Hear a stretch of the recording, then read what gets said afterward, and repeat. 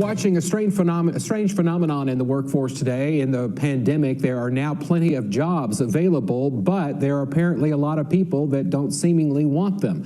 What happened today in Butler County should, though, give employers some encouragement. WSFA 12 News reporter Brian Henry explains. Well, it's better to work because that stimulus check ain't always going to last. Trace Thomas represents the face of hope. I want to build my career up, learning more and more stuff. The hope that more and more people like him will accept jobs and go to work. Thomas is just days away from graduating from Greenville High School and formally accepted a manufacturing job in Butler County. If only there were more people like Trace Thomas. I've never seen it like this. Ann Carr put on this jobs fair today in Greenville. 20 businesses represented, more than 200 available positions. Yeah, we have everything from hospitality, tourism, all the way to manufacturing.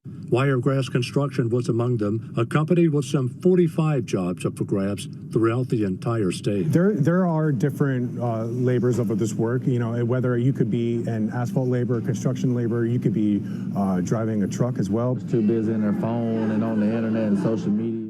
Thomas and Carr both admitted a major part of why so many people don't want to work is because they have little incentive to do so. Definitely some generational differences, you know, kind of play into that as well. But Ann Carr is convinced by fall there should be a surge of folks who want to join the workforce.